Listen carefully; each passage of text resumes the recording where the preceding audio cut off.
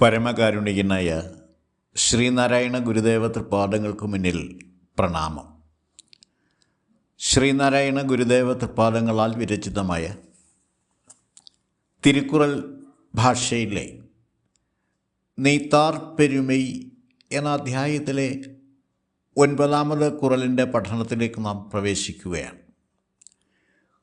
കുണമെൻറും കുன்றേറി നിன்றாർ വെകുളി കണമേയും കാത്തൽ അരിത്. കുണമെൻറും കുன்றേറി നിன்றாർ വെകുളി കണമേയും കാത്തൽ അരിത്.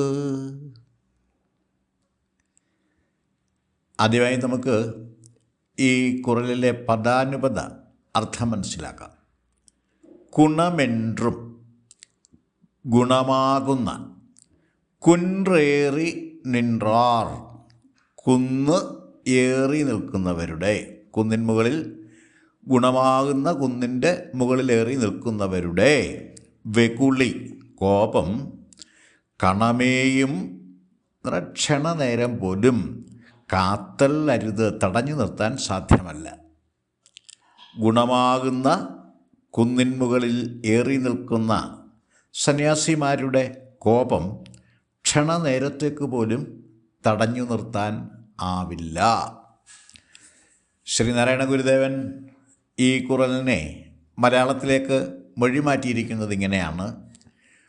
ഗുണമാം കുന്നേറിയങ്ങ് നിൽക്കുന്ന മുനിമാരുടെ കോപം ക്ഷണികമെന്നാലും ഭൂവിൽ ദുർവാരമാമത്.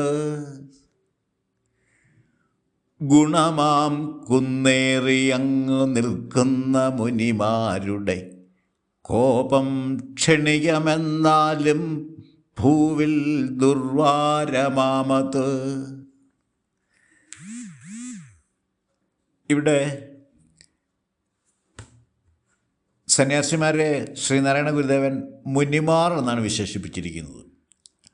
മുനി ആരാണ് എന്നുള്ളതിനെക്കുറിച്ച് ശ്രീനാരായണ ഗുരുദേവൻ്റെ മുനിചര്യ പഞ്ചകം എന്ന കൃതി പഠിച്ചപ്പോൾ നാം വിശദമായി മനസ്സിലാക്കിയതാണ്.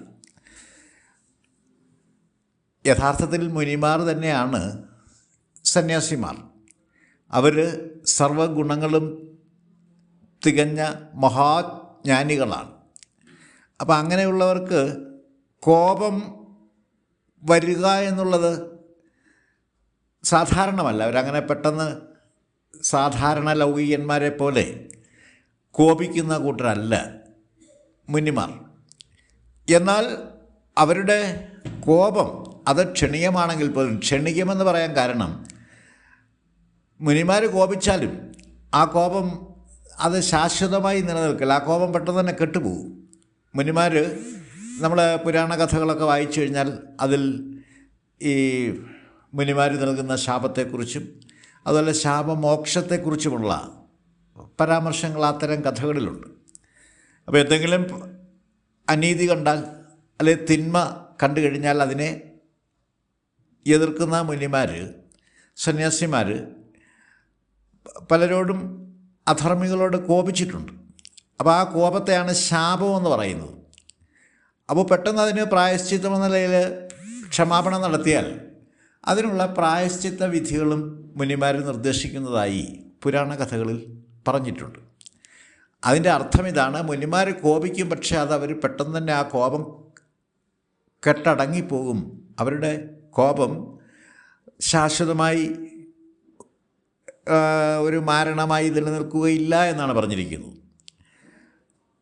ഗുണമാം കുന്നേറി അങ്ങ് നിൽക്കുന്ന മുനിമാരുടെ കോപം ക്ഷണികമെന്നാലും ഭൂവിൽ ദുർവാരമാമത്. ഭൂവ് എന്ന് പറയുന്നത് നമ്മുടെ ലൗകിക ജീവിത ഭൂമികയാണ്. ഈ ലൗകിക ജീവിതത്തിൽ പരമജ്ഞന്മാരായ മുനിമാരുടെ, സന്യാസിമാരുടെ കോപം അത് ലൗകികർക്ക് ദോഷം ചെയ്യുമെന്നാണ് പറഞ്ഞിരിക്കുന്നത്. എന്ന് വെച്ചാൽ സർവവിധ ലൗകിക ആസക്തികളിൽ നിന്നും വിമുക്തരായ, ആസക്തിയെല്ലാം വെടിഞ്ഞ് സത്യമാർഗത്തിൽ സഞ്ചരിക്കുന്നവരാണ് മുനിമാർ. അതുകൊണ്ട് തന്നെ അവർ ലൗകികന്മാർക്കെതിരെ കോപിച്ചാൽ അത് അധർമ്മത്തിനെതിരെയുള്ള താക്കീതാണ്. അത്തരത്തിലാണ് അതിനെ മനസ്സിലാക്കേണ്ടത്.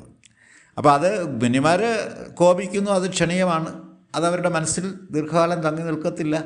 എന്ന് വെച്ചാൽ ആ ശാപത്തിന് മോക്ഷമല്ലേ, കോപത്തിന് ശമനം നിർദ്ദേശിക്കാനുള്ള സന്മനസ്സുകൂടി കാണിക്കുന്നവരാണ് മുനിമാർ. എന്നാൽ പോലും അത് ആ ക്ഷണ നേരത്തേക്കാണെങ്കിൽ പോലും അതിനെ തരണം ചെയ്യുക എന്നുള്ളത് അതികഠിനമാണ്. അപ്പോൾ ഇവിടെ പറഞ്ഞിരിക്കുന്നത് അധർമ്മത്തിനെതിരെ ശക്തമായി പ്രതികരിക്കുന്ന ഗുണസമ്പന്നന്മാരാണ് മുനിമാർ അല്ലെങ്കിൽ സന്യാസിമാർ.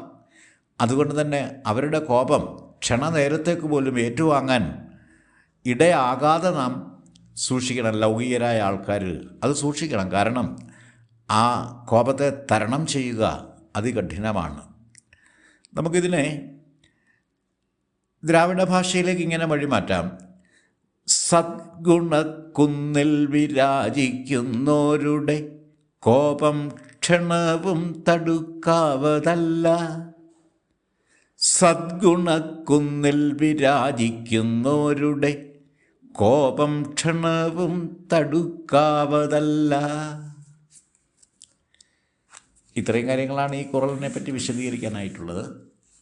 ഞാൻ എൻ്റെ വാക്കുകൾ ഉപസംഹരിക്കുന്നു. ഗുരുധർമ്മം ജയിക്കട്ടെ.